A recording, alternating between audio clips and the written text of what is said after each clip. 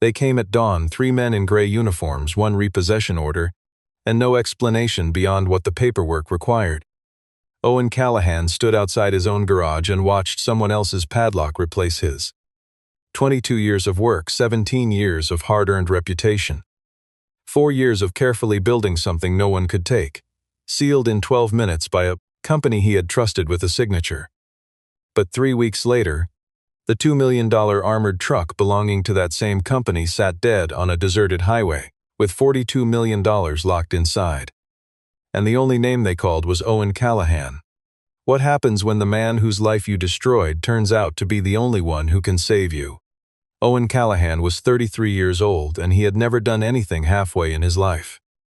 He had grown up watching his father work on fleet vehicles at a county maintenance yard, learned the difference between a torque spec and a guess before he was old enough to drive, and spent the next 2 decades refining a skill set that most mechanics never touched. Owen did not fix ordinary cars. He specialized in heavy-duty modified vehicles, armored transport units, high-value security carriers, tactical civilian platforms, the kind of machines that governments and private firms trusted with, things they could not afford to lose. That specialization had its roots in a contract position at Fort Bragg, where Owen spent 6 years working alongside military engineers on vehicle hardening and systems integration before deciding he would rather answer to himself.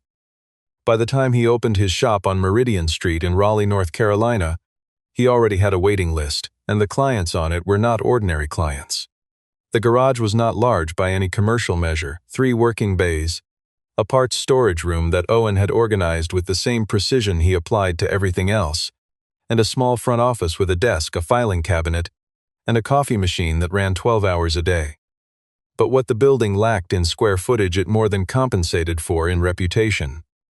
Owen held 3 annual maintenance contracts with regional security transport companies, a vehicle certification agreement with a mid-size logistics corporation that needed federally compliant fleet inspections, and a private client list that had grown entirely through referrals.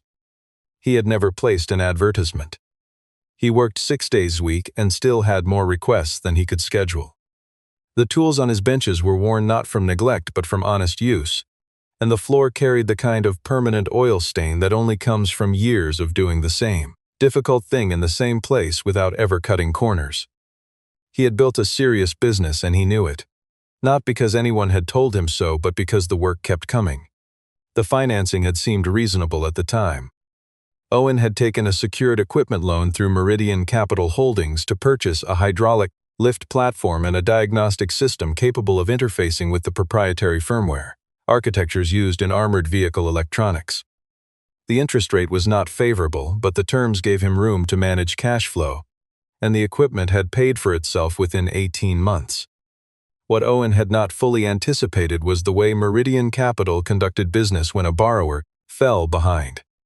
He had missed 2 payments during a period when a major contract was delayed by a client's internal audit, contacted Meridian Capital twice requesting restructuring, once in writing and once by phone, and both requests were declined without a stated reason.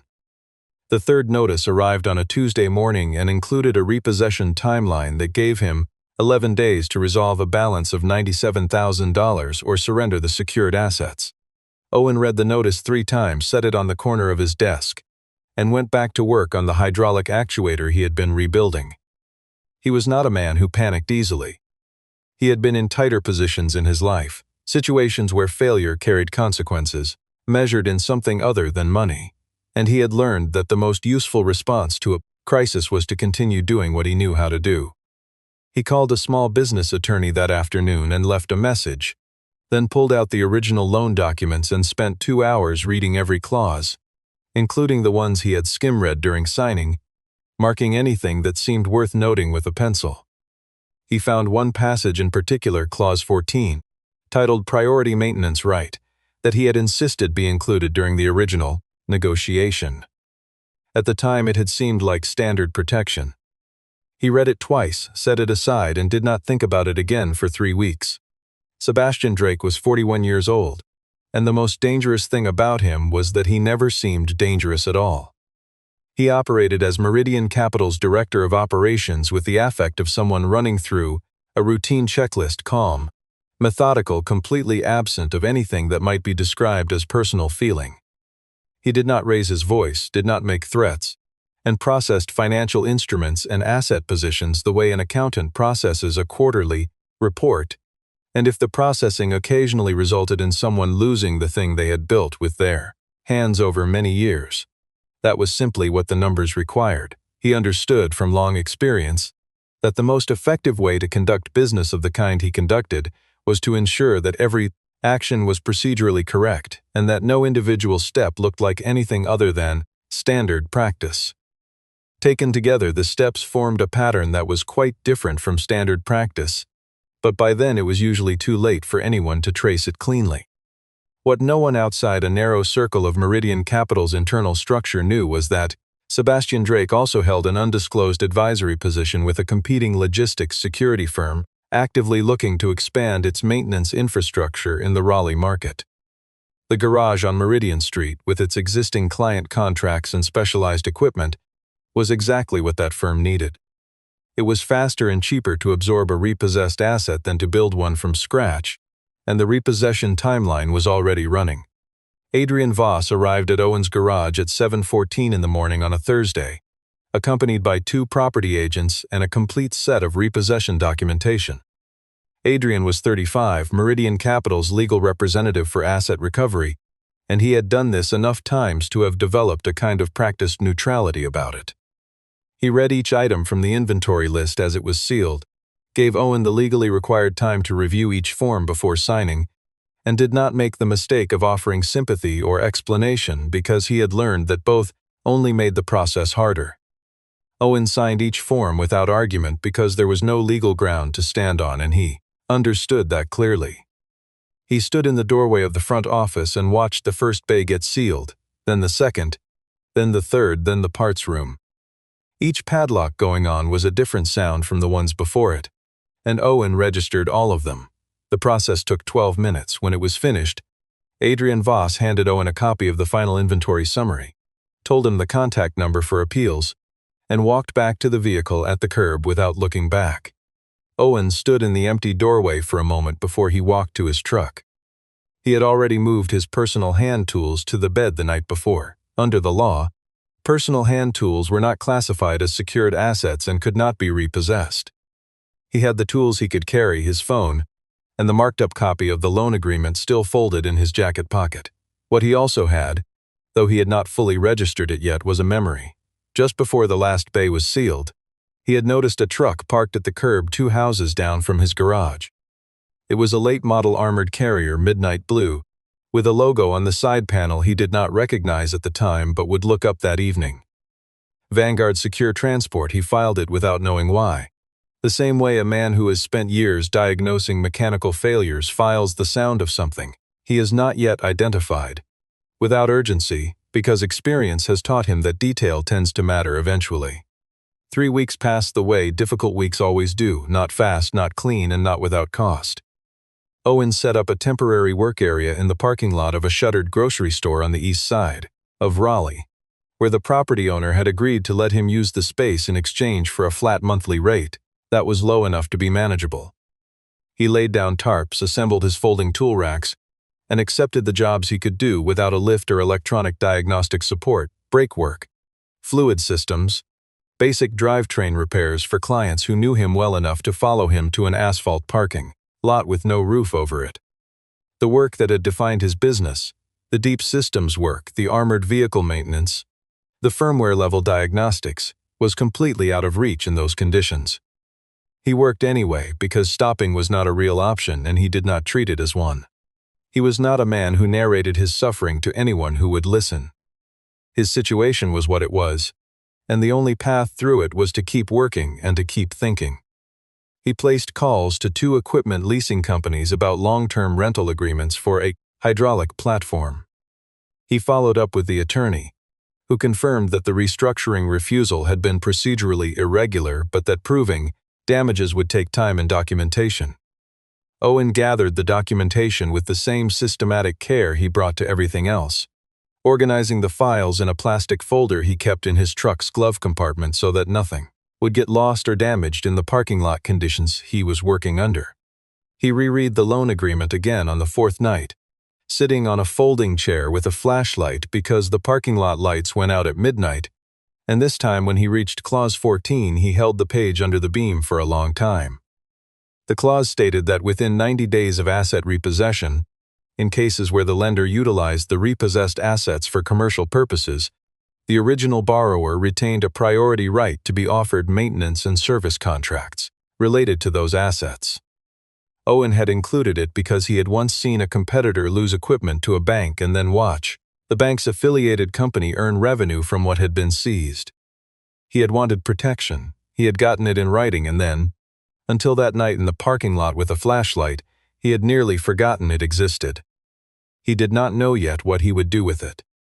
But he wrote the clause number down in the margin of his notepad and circled it twice, and that was enough for now. Madison Clark had turned 28 in April and had spent the morning of her birthday reviewing fleet insurance renewals because that was the kind of person she was. She had not inherited Vanguard's secure transport. She had built it from a 3-vehicle private security company she purchased with money she had saved, borrowed, and worked for over 4 years before she was old enough to feel fully confident she knew what she was doing. By the time Owen Callahan was setting up tarps in a parking lot, Vanguard operated a fleet of 21 armored carriers serving financial institutions, private equity firms, and logistics conglomerates across 5 states. Madison did not have a mechanical background. What she had was an extraordinary sensitivity to risk. She understood at a structural level how systems failed, and she had built Vanguard's entire operational protocol architecture around that understanding. She ran a tight organization and expected the same tightness from every vendor and partner she worked with, and she had a specific, well-developed intolerance for situations where a preventable failure had not been prevented. The vehicle in question was the newest addition to the Vanguard fleet. A ballistic Series 7 armored carrier custom-configured, purchased for just over $2 million and delivered 4 months prior with full manufacturer's certification and warranty coverage. The Series 7 was a genuinely sophisticated machine. Its cargo compartment ran a 3-layer electromagnetic locking system that could not be manually overridden without a specific authorization sequence. Its wheel assembly incorporated run-flat technology paired with an automatic tire pressure control module that monitored and adjusted pressure in real time across varying load and road conditions.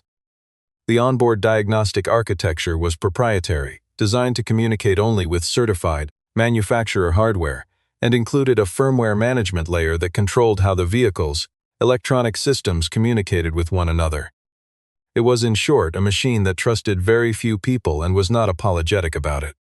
The transport that morning involved a scheduled delivery of negotiable bonds belonging to a private investment consortium, $42 million in instruments that needed to reach a custodial bank in Durham by end of business.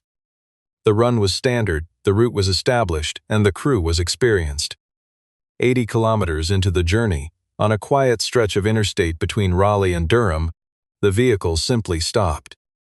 Not because of a mechanical failure in any traditional sense, the engine was intact, the fuel system was fine, the driveline was undamaged. What happened was that the entire electronic architecture of the vehicle entered a locked fault state. The cargo compartment electromagnetic locks refused to disengage.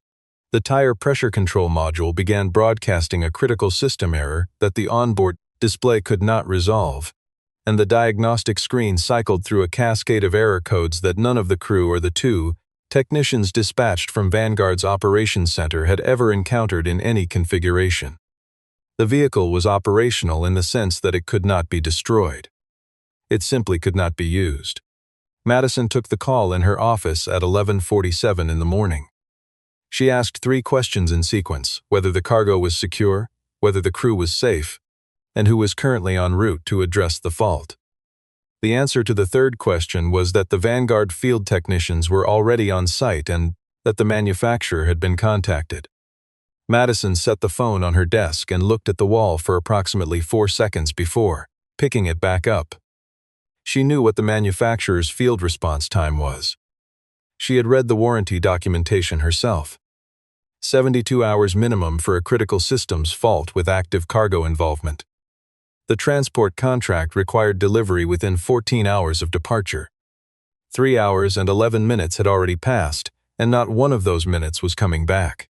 The field technicians connected their diagnostic hardware, and the vehicle rejected the connection entirely.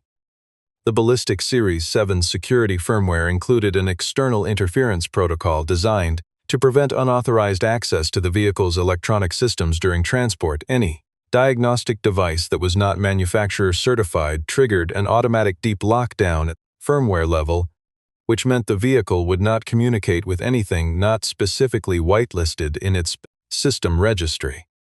The 3 Vanguard technicians had certified hardware for routine maintenance, not for a firmware-level fault of this complexity. The nearest authorized dealership was in Charlotte, a 2-hour drive, and their senior diagnostic technician held only a Level 2 certification. The Level 3 technician required for a firmware-level intervention was based in Atlanta. Vanguard's operations center called the manufacturer's emergency line and was told that an exception to the 72-hour timeline would require internal approval from 3 separate departments, including legal because third-party cargo was involved. The operations center manager wrote down the information, looked at it for a moment, and then put it aside because it was not useful. Levi Nash had worked in armored vehicle logistics for 21 years, and he was not someone who wasted time on panic. He was 55, broad-shouldered, and had the particular steadiness of a man who had seen enough crises to know that the only useful response was methodical thinking. He ran Vanguard's field operations as Madison's most senior director, and he sat in the crisis room, working through every option systematically as each one closed. When the manufacturer call ended without resolution, he sat back and went through what he knew that the protocol sheet did not cover. 6 months earlier, before Vanguard had signed with its current maintenance provider, the arrangement that had come about after certain Raleigh assets changed hands through Meridian Capital, there had been an independent technician in the area who had performed certification inspections on 2 older model armored carriers for a freight company Levi had briefly consulted for. That technician had found a pre-existing hydraulic fault in one of the vehicles that the manufacturer's own certification team had cleared 2 months prior. Levi had noted the name at the time because finding a fault the manufacturer missed was not a small thing, and in this industry small things had a way of becoming large ones at the worst possible moments. He found the name in his phone's contact notes, Owen Callahan, Meridian Street, Raleigh. Levi brought the name to Madison and kept his voice neutral when he explained the rest of it. Owen Callahan no longer had a garage. Meridian Capital had repossessed his shop 3 weeks ago. Madison looked at Levi for a moment, then looked across the table at Sebastian Drake, who had arrived at the crisis meeting 40 minutes earlier and had been offering measured assessments of the situation in his usual unhurried way. She said 2 words, "Find him." Sebastian Drake reached for his phone and began composing a message to Adrian Voss. Owen was sitting on his folding chair in the parking lot when his phone rang at 3:15 in the afternoon. He did not recognize the number and answered anyway. The voice on the other end was Adrian Voss, the same man who had stood in his front office 3 weeks earlier and read inventory items from a clipboard while Owen signed them over. Voss spoke in his characteristic way, which was to frame things as requests while making clear they were not. Owen listened without interrupting, let Voss finish the full account, the stranded vehicle, the failed diagnostics, the delivery timeline, the client relationship at stake, and when Voss stopped talking, Owen asked one question. Was this vehicle registered to Vanguard Secure Transport, the company with a corporate relationship to Meridian Capital Holdings? Voss confirmed that it was. Owen said he would call back, set the phone on his knee, and did not pick it up again for 31 minutes. Those 31 minutes were not spent in anger, and they were not spent in calculation. Owen sat with his hands rested on his knees and thought about what he actually believed about work. He believed that a machine broken on a highway was a machine that needed fixing, and that the question of who owned it had nothing to do with whether he was capable of fixing it. He also believed that walking into a situation created by people who had taken everything he built and asking nothing in return for the privilege of saving them was not a thing he was willing to do. He had terms not because he was a man who liked leverage, but because he was a man who knew the value of what he did and had spent the last 3 weeks being reminded of what happened when he let other people set that value for him. 31 minutes was enough time to be clear about the difference. When Owen did call back, he did not call Adrian Voss.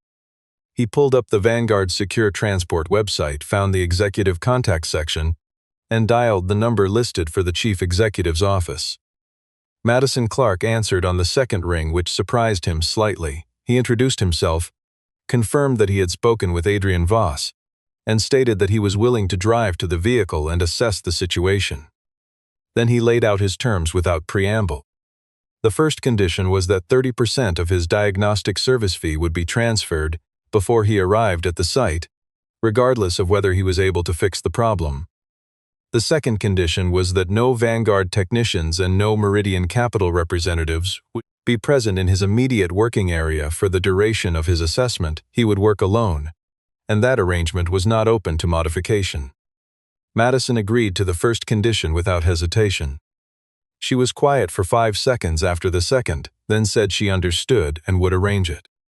Owen thanked her, stood up from the folding chair, and began packing his kit with the focused efficiency of a man who knew exactly what he was about to need.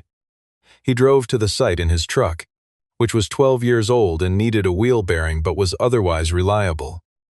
The stranded vehicle was on the highway shoulder with orange cones set in a standard exclusion perimeter, 2 Vanguard security personnel holding the outer line, and 3 technicians standing near the front of the carrier with the unmistakable posture of people who have run out of ideas. Owen parked behind the last cone, got out, and took his time walking the entire perimeter of the vehicle before touching anything. He noted the tire condition, the undercarriage clearance, the state of the external camera housings, the seal condition on the cargo bay door.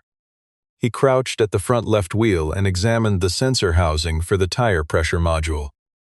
He looked at the rear cargo bay latch assembly. Then he opened his toolkit, removed a compact device roughly the size of a paperback book, and connected it to a low access port beneath the driver's side running board. One of the Vanguard technicians said loudly enough to be heard that the vehicle had already rejected every diagnostic tool they had tried. Owen did not respond. What Owen had connected was not a standard automotive diagnostic interface. It was a low-level CAN bus signal reader, the internal communications architecture that modern vehicles use to allow different electronic modules to talk to one another. Standard diagnostic tools worked by querying the vehicle's high-level error reporting system, which the Series 7's security firmware had locked entirely. Owen's device did not attempt to communicate with the high-level system. It simply listened to the raw data traffic moving through the network at the lowest layer of the architecture, the way someone might press an ear to a wall rather than knock on the door. He had built the modification himself during a contract project that required analysis of electronic evidence in a damaged vehicle, and it was one of roughly a dozen tools in his bag that had no commercially available equivalent. The data that came back was dense, and to anyone without deep experience inside armored vehicle electronics it would have been, essentially, unreadable. To Owen it told a clear and specific story in about 8 minutes. He moved to the cargo bay door sensor housing and removed the cover panel with a flat blade tool. The third impact sensor in the array, a small component designed to detect collision forces and trigger emergency lockdown if they exceeded a threshold, showed traces of a residue that was not road grime, not hydraulic fluid, and not weathering. Owen held the housing at an angle to the afternoon light and examined the film on the contact surface. It was a clear liquid residue with a faint chemical smell he recognized immediately. Electronic board cleaner, the solvent used to strip contamination from circuit boards during maintenance inspections. It was useful for certain applications and completely wrong to use near-impact sensors in an armored system because it carried a low but measurable electrical conductivity that, under high operating temperatures, could generate a false positive signal, a phantom collision reading that would trigger the emergency lockdown protocol and hold it in a continuous loop until the system was manually reset through a procedure that required access the Vanguard team did not have. Someone had cleaned that sensor housing with the wrong product, the residue had dried to near invisibility, and on a highway with the vehicle's exterior surface at full operating temperature, it was enough to convince the system it was under attack. Owen set the sensor housing aside and returned to the CAN bus data. The second finding took 22 minutes of log analysis. 3 days before the transport, Someone had pushed a firmware update to the tire pressure control module. The update was not logged in Vanguard's official maintenance records. It had been uploaded through a service port using credentials associated with Vanguard's current Raleigh maintenance provider, the company that had been awarded the armored fleet contracts after Owen's shop was absorbed into Meridian Capital's asset portfolio. The update appeared routine, but it contained a single subroutine that created a communication conflict between the pressure module and the cargo lock controller when both systems reported errors simultaneously.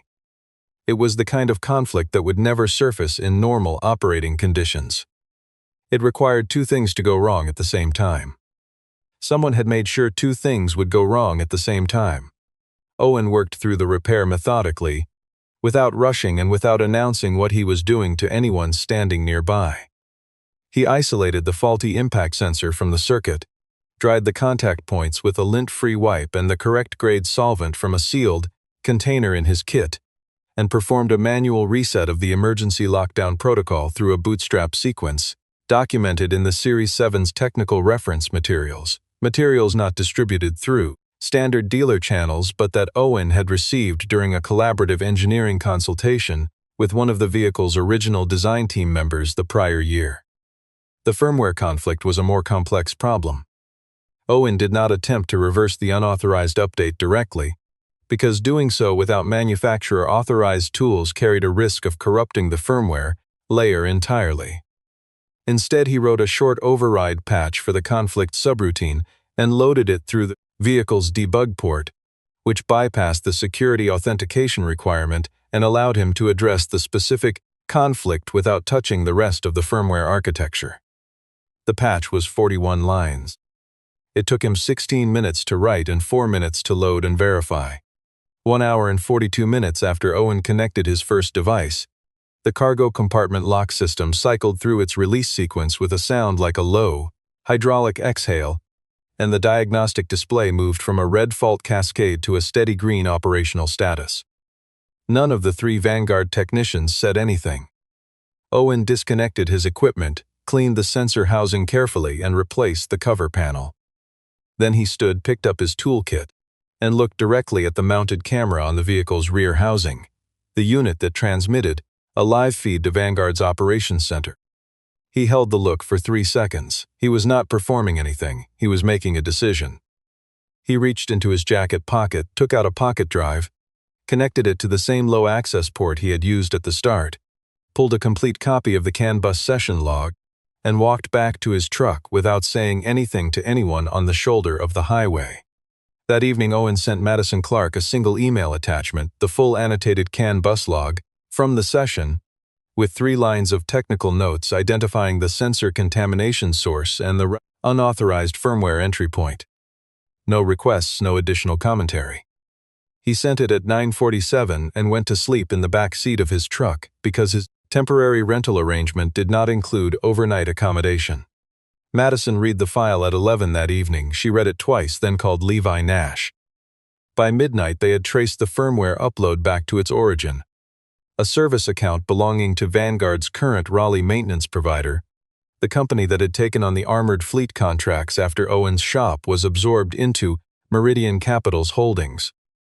The chemical residue matched the board cleaner that the same provider had used during its most recent scheduled inspection of the Series 7, 2 days before the transport run. Levi ran the account activity log and found 2 additional anomalies in the maintenance records. Entries that had been altered and one that had been deleted entirely. Madison sat at her desk with the full data laid in front of her and said 3 words very quietly. This was deliberate. The motive was not complicated once the financial structure became visible. The transport contract included a delay penalty clause. Every hour of delay beyond a 6-hour threshold triggered a payment of 0.5% of the cargo's total value from Vanguard to the client. On a $42 million shipment, the numbers were material, but the penalty was not the real damage. The real damage was the framework agreement, a 3-year contract worth substantially more than any single run, which required successful completion of this delivery as a qualifying condition. If Vanguard failed this transport, the framework agreement was void. The competing firm most positioned to absorb that contract was a company that Meridian Capital had been quietly capitalizing through a separate investment vehicle for 14 months.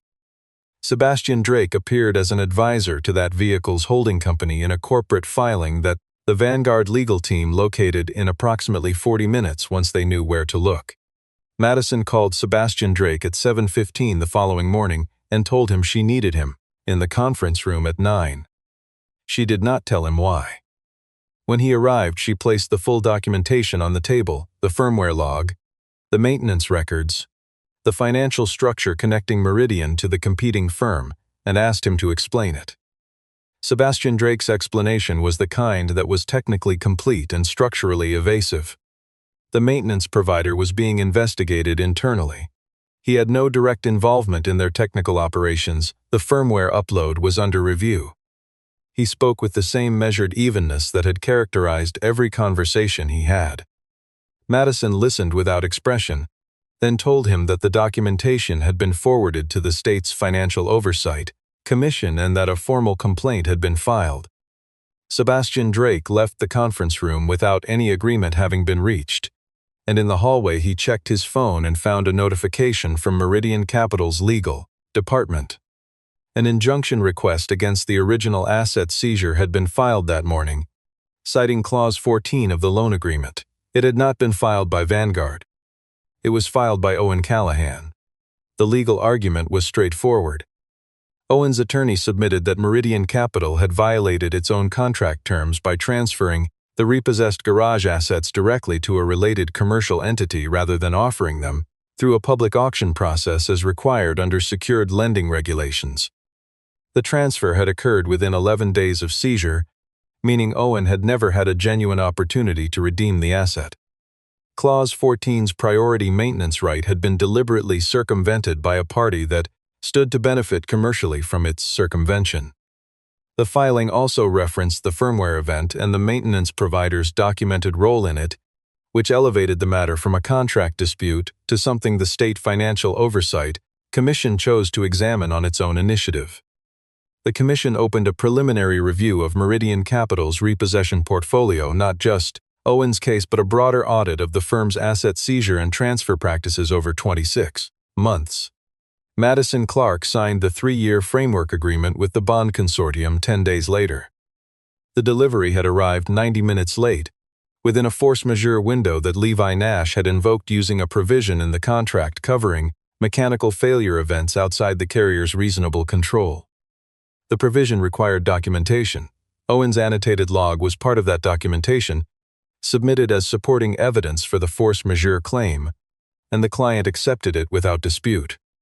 The maintenance provider's contract with Vanguard was suspended pending investigation, and Levi Nash drafted a recommendation for the executive team proposing that Vanguard establish a direct service agreement with an independent specialist rather than routing maintenance through a third-party management company. The proposal named Owen Callahan.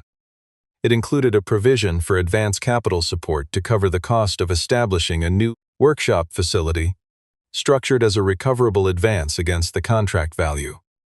Madison approved it on a Thursday afternoon without convening a full committee meeting. She did not phone Owen to tell him. She sent a short email. The subject line was a reference number. The body contained 2 sentences. The framework contract had been executed, and his service fee balance plus the advance capital had been transferred to his account. It was signed with her initials. That was how she conducted business when the matter was resolved and did not require elaboration. Owen read the email on a Saturday morning while sitting in the parking lot with a cup of coffee, going cold beside him. He read it once, set his phone down on the tool rack, and looked at the sky for a moment. Then he picked up his phone and went through the list of clients who had called his old number in the past 7 weeks asking when he was reopening. There were 19 of them. He went through the list methodically, marking each one with a note on what they had needed and whether the work was likely still pending. When he was done, he folded the notebook and put it in his jacket pocket. He had calls to make on Monday. The new space was on Meridian Street, 4 buildings down from the old one. It was smaller, 2 bays instead of 3. A parts room that would require tighter organization to compensate for the reduced footprint, and a front office barely large enough for the desk and the filing cabinet. Owen took possession on a Monday morning, drove his truck to the rear of the building, unloaded his tools onto the floor of the first bay, and spent the next 4 hours arranging them according to the same system he had used for 17 years. The shelving was different. The walls were a different color. The lighting was newer and brighter than he was accustomed to, but the floor was bare concrete, and once his tools were laid out on it, the space already felt familiar in the way that workspaces feel familiar, not because of what they look like, but because of what they are for. He had rebuilt before on a smaller scale in worse conditions. He knew how this part went. Sebastian Drake resigned from Meridian Capital 6 days after the commission review became public, citing a desire to pursue other opportunities. Adrian Voss was interviewed by commission investigators twice and retained personal legal counsel before the second session. The maintenance provider that had been awarded Owen's absorbed contracts surrendered its operating license after inspectors found 3 additional technical violations on vehicles in its care that had previously been signed off as certified. The broader audit of Meridian Capital's repossession portfolio identified 11 cases in which seized assets had been transferred to related entities without proper disclosure, and the legal processes attached to those findings would move at the pace such things always moved: slow, methodical, and indifferent to the urgency of the people involved.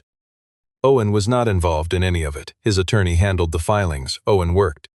He called back the 19 clients from his list, scheduled the ones who still needed service, and turned down 2 who had moved on to other providers because he was not the kind of man who expected loyalty from people he had been unable to serve for 7 weeks.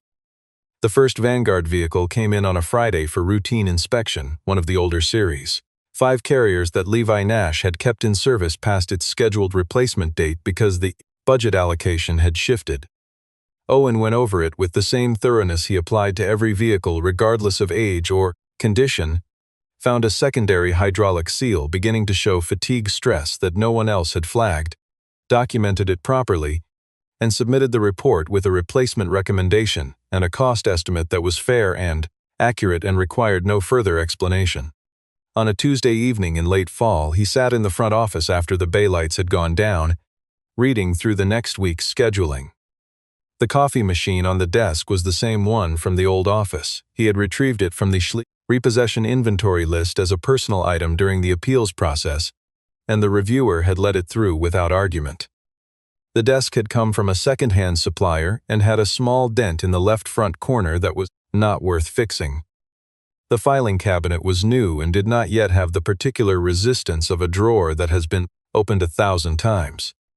He noted all of this without sentiment, the way a man notes the condition of a new workspace, simply registering what was there and what still needed to become what it was going to become over time. Owen did not think about Sebastian Drake.